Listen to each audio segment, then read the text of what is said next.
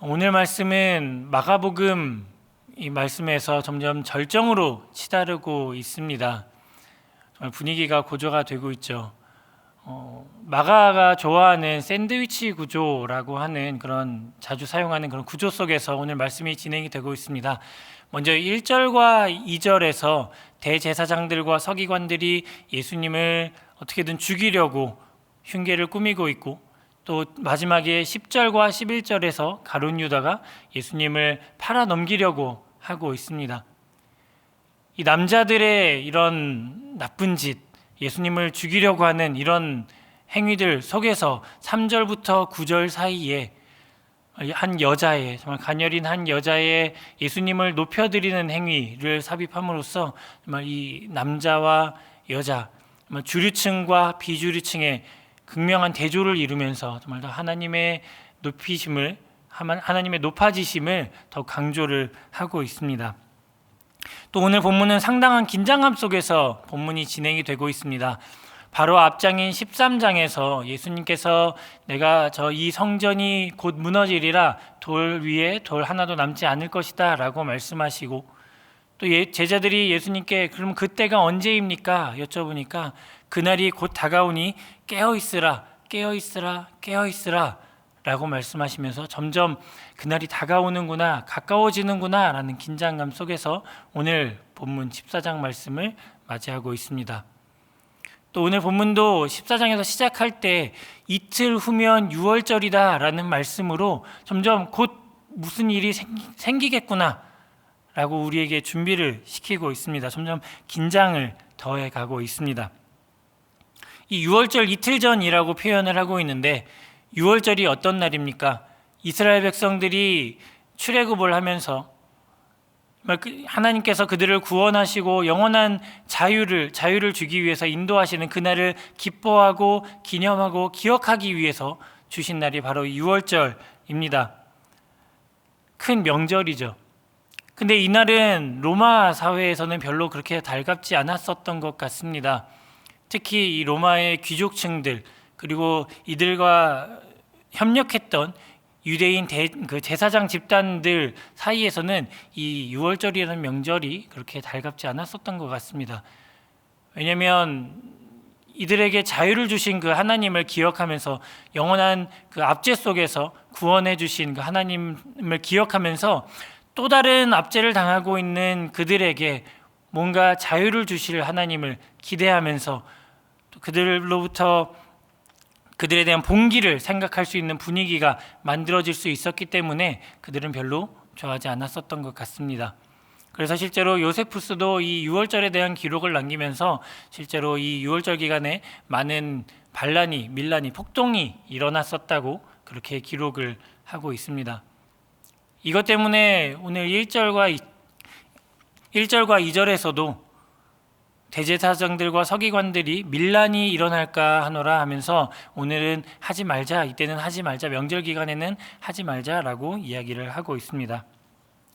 네, 한 가지 아이러니한 것이 이 유월절 기간 동안에 예수님을 죽일 생각을 하고 있다는 것입니다. 왜 그런가요? 이 유월절이 어떤 날인지를 한 번 더 생각하면 그런 것 같습니다. 유월절이 어떤 날이죠? 그들을 구원하신 하나님, 영원한 구원을 주신 하나님을 기뻐하고 기념하는 이 날에 또 다른 구원, 영원한 구원, 종말론적인 출애굽, 궁극적인 구원을 가져다 줄 예수님을 죽일 생각을 하고 있는 것입니다. 구원을 주신 그 날에 구원을 주실 그분을 죽일 생각을 하고 있는 것입니다. 그래서 오늘 본문은 나사로가 살았던 그 베다니에서 시작이 되고 있습니다. 나병 환자 시몬의 집에서 식사하는 장면이 시작이 되고 있죠. 어쩌면 그의 병 고치심을 기뻐하고 감사하는 식사 자리였던 것으로 많은 사람들이 보고 있습니다. 또 유월절을 기념하기 위한 자리였기도 했습니다.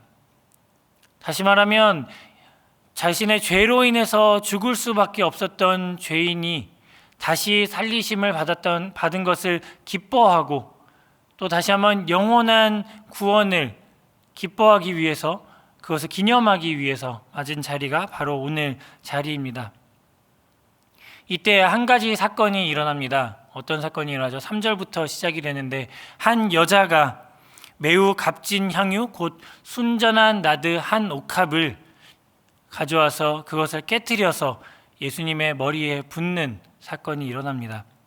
이 나드라는 것을 찾아보니까 인도에서 만든, 인도산 어떤 나무에서 추출한 아주 귀한 기름이라고 되어 있습니다. 히말라야에서 수입해온 아주 값비싼 그런 기름이라고 합니다. 향도 굉장히 진해서 여러 용도로 쓰였지만 또 한 용도로는 죽은 자를 장사할 때 또 이렇게 쓰였다고 합니다. 어쨌든 이 향유를, 나드 한 옥합을 깨뜨려서 예수님께 부었습니다. 이 모습을 보고 제자들이, 거기 있던 그 자리에 있던 사람들이 재빠르게 계산을 하기 시작을 했습니다. 제자들이 계산을 해보니 300데나리온 이상의 가치가 있는 것으로 생각이 되었습니다. 이때 노동자의 하루 품삯이 1데나리온이었습니다. 그러면 300데나리온이라 하면 안식일을 빼놓고 1년 내내 하루도 쉬지 않고 일하고 그것을 한 푼도 쓰지 않고 모은 돈으로 산 것이 바로 이 나드 한 옥합인 것이죠. 그리고 이게 어느 정도 가치가 있을까? 300데나리온이라고 하면 별로 와닿지가 않아서 어느 정도 가치가 있을까 하고, 지금 우리의 1대1 비교는 되지 않겠지만 지금 우리의 값어치를 한번 생각을 해봤습니다. 지금 최저 임금이 2020년 기준으로 8,590원입니다. 그러면 9시부터 6시까지 9시간을, 하루 9시간을 일했다고 생각을 하고 300일을 일했다고 계산을 해보면 8,590원에 9시간에 300일을 계산해 보면 약 2,319만 3천 원이 나옵니다. 하나도 쓰지 않고 모았을 때의 돈입니다. 1대1 비교는 되지 않겠지만 어마어마한 가치의 기름인 것 같습니다. 한 여인이 그 옥합을 깨뜨려서 예수님의 머리에 부었습니다. 그랬더니 사람들의 반응이 어땠죠? 4절과 5절에서 사람들이 이렇게 말합니다. 어떤 사람들이 화를 내어 서로 말하되 어찌하여 이 향유를 허비하는가? 이 향유를 300데나리온 이상에 팔아 가난한 자들에게 줄 수 있었겠도다 하며 그 여자를 책망하는지라. 이 여자의 행동, 예수님을 향한 이 여자의 행동을 비난하는, 비판하는 이 제자들, 사람들의 행동을 보니 한 가지 모습이 더 떠오릅니다. 어떤 모습이 떠오르죠? 저는 바로 앞에서 마가복음 10장 13절에서 예수님께 아이들을 데리고 왔을 때 사람들이, 제자들이 다그치던, 그렇게 하지 말라고 비난했던 그 모습이 떠올랐습니다. 예수님을 통해서 전해지고 가르쳐지고 이루어질 하나님의 나라를 사람의 생각으로, 자신들의 판단으로 제지하고 비난하는 그 사람들의 모습이 떠올랐습니다. 이후로도 제자들의 모습은 어떻습니까? 계속해서 하나님의 뜻을 이루어 가실 사역을, 예수님의 사역을 계속해서 자신의 생각대로 맞고, 우리는 그렇게 하지 않겠습니다, 그런 일이 일어나지 않게 하겠습니다 라고 이야기하면서 계속 예수님의 사역과는 조금 다른 방향으로 생각하고 나가고 있는 제자들의 모습이 보입니다. 이런 제자들에게 예수님께서 노하시고 다그치시고 타일르시면서 다시 한번 가르침을 주십니다. 혹시 우리 안에도 누군가를 통해서, 우리 주위의 누군가를 통해서, 아니면 나를 통해서 일하실 하나님의 일을, 그 뜻을 제지하고 다그치고 부정하고 그렇게 하고 있지는 않습니까? 나의 생각으로 주저하고 있지는 않습니까? 부정하고 있지는 않습니까? 하나님의 뜻이 온전히 이루어지도록 순종하고 그 일대로 나아가는 여러분들이 되시길 주님의 이름으로 축원합니다. 어떻게 보면 이 제자들의 말이 맞는 걸 수도 있습니다. 이 300데나리온, 비싼 값어치의 이 돈을 어떻게든 사람들에게 나누어줘서 구제를 하는데 쓸 수 있는 게 옳은 걸 수도 있습니다. 실제로 유대 사회에서, 이 당시에 유대 사회에서 유월절에 가난한 사람들을 도와주고 구제하는 것이 그 당시에 관습이었고 큰 덕목이었다고 합니다. 이런 상황에서 그 나드 한 옥합, 300데나리온의 나드 한 옥합, 1년치 봉급에 해당하는 그것을 깨트려서 한순간에 써버린 것이 잘못된 것일 수도 있습니다. 제자들의 말처럼 그것을 판돈으로 수많은 가난한 사람들을 도와서 뭔가 좋은 일을 할 수도 있었던 것 같습니다. 하지만 제자들의 이 말이 결코 선한 의도로만은 보이지가 않습니다. 제자들이 자신들의 진짜 동기를 숨기기 위해서, 자신들의 마음속에 있는 악한 동기를 숨기기 위해서 이렇게 가난한 사람을 도울 수도 있지 않았냐라는 말로 그 여자를 비난하고 있는 것으로 보입니다. 제자들은 그 돈으로 무언가를 해도 할 수 있을 거라고 생각을 했습니다. 어쩌면 여전히 예수님을 군사적인 그리스도로, 군사적인 구세주로 생각을 하고 있는 제자들이 이 돈으로 어려운 사람들을 도와서 그 사람들을 우리 편으로 만들어서 더 큰 무리를 만들 수 있지 않을까라는 생각을 하고 있었을 수도 있습니다. 제자들은 그 값비싼 향유를 허비했다고 생각을 했습니다. 예수님께 쓴 것이 잘못 쓴 것이라고 비난을 했습니다. 그런데 예수님께서는 이 여자를 비난하는 이 제자들을, 이 사람들을 제지하시면서, 그들을 막으시면서 6절에서 이렇게 말씀하십니다. 그가 내게 좋은 일을 하였다. 그가 내게 좋은 일을 하였다. 이 당시에 누군가에게 기름을 붓는다는 것은 여러 가지 의미가 있었습니다. 여러분도 잘 아시다시피 기름을 붓는다는 것이 제사장, 선지자, 또 왕에게 기름을 부었습니다.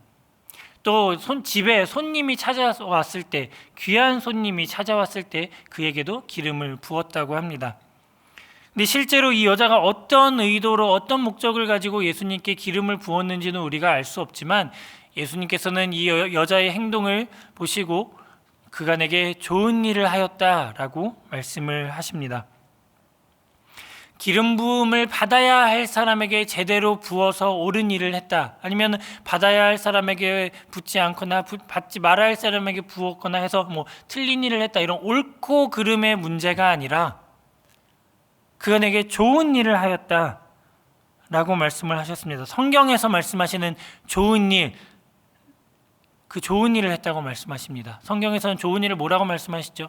선한 일, 착한 일, 아름다운 일이라고 말씀을 하고 있습니다. 하나님께서 창조 때부터 계획하시고 이루어 나가신 그 하나님의 계획에 맞는 일을 했다라고 예수님은 말씀을 하고 계십니다. 그러면서 예수님은 이 행위를, 이 여자의 기름 붓는 행위를 또 새롭게 해석을 하셨습니다. 8절에서 이렇게 말씀하시죠. 그는 힘을 다하여 내 몸에 향유를 부어 내 장례를 미리 준비하였느니라. 다른 복음서에서는 이 여자가 마리아라고 기록을 하고 있습니다. 우리가 잘 알고 있는 나사로의 누이, 죽었다 살아난 나사로의 누이 마리아라고 기록을 하고 있습니다.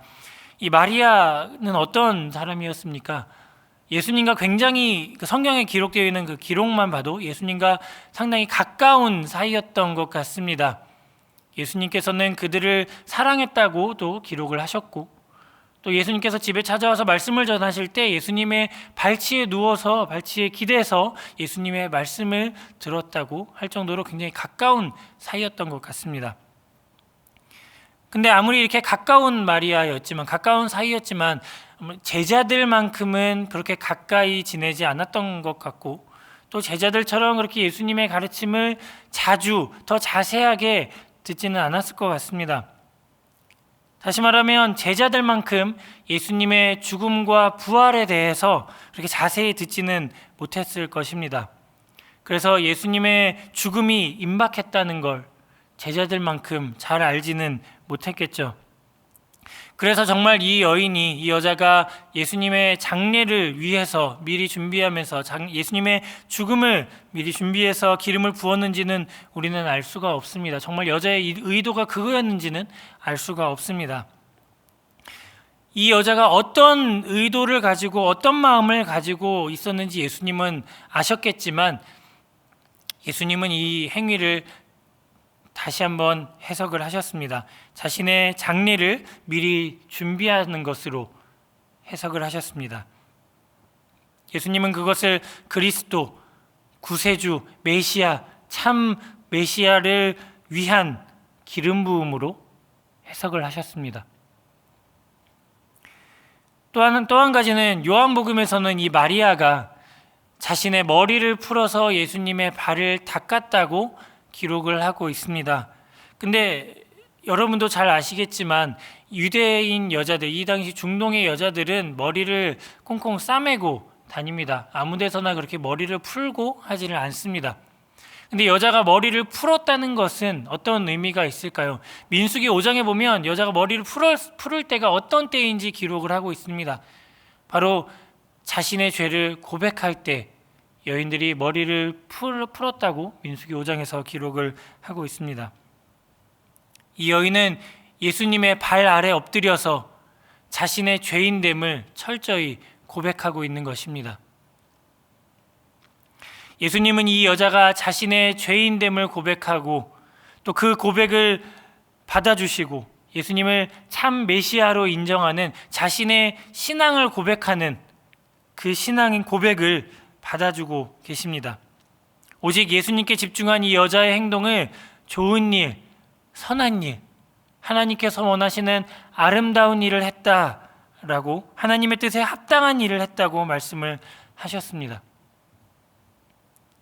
그러면서 7절에서 나는 너희와 항상 함께 있지 아니하리라 라고 말씀하시면서 제자들에게 계속 말씀하셨던 자신의 죽음과 부활에 대해서, 곧 죽으실 것을 말씀하셨던 그 가르침을 다시 한번 상기시키고 계십니다. 여자의 시선과 여자의 행동을 바라보는 이들의 시선을 비교하시면서 다시 한번 그 가르침을 생각나게 하고 계십니다. 우리는 어떤 시선으로 이 여자의 행동을, 이 상황을 바라보고 계십니까? 그러면서 예수님께서는 9절에서 내가 진실로 너희에게 이르노니 라고 말씀을 하시면서 우리가 주목해야 할 놀라운 한 가지 선언을 하십니다. 함께 9절 말씀을 읽어보도록 하겠습니다. 시작. 내가 진실로 너희에게 이르노니 온 천하에 어디서든지 복음이 전파되는 곳에는 이 여자가 행한 일도 말하여 그를 기억하리라 하시니라. 우리가 복음을 전할 때 그리스도의 죽으심과 부활하심이라는 그런 단편적인 복음만 전해지는 것이 아니라 이 여자의 행동, 이 여자의 헌신, 자기의 철저한 자기 부인, 그리고 그리스도를 참 구세주로 인정한 이 고백도 함께 전해질 것이다 라고 하시는 것입니다.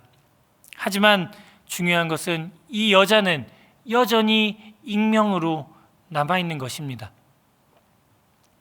기억되어야 할 것은 그 행동을 한 사람이 아니라 그 사람이 한 행동이 기억이 되는 것입니다.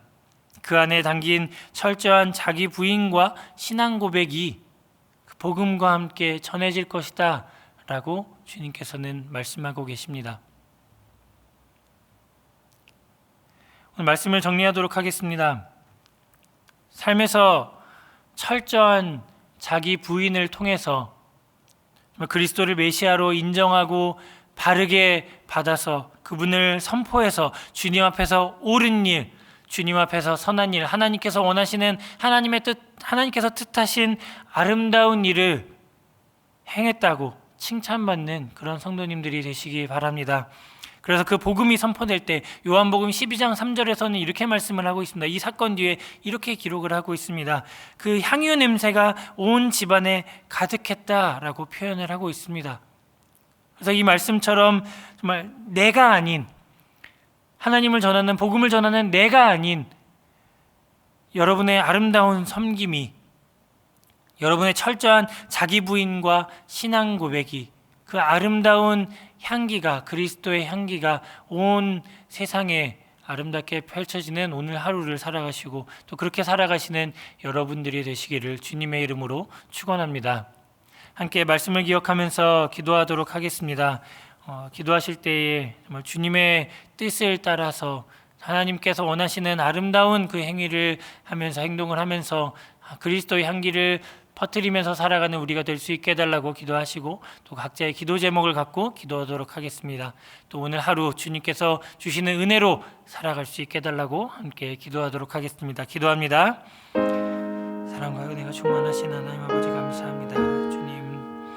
주님께서 우리에게 은혜를 내려주시고 말씀하여 주시니 감사합니다.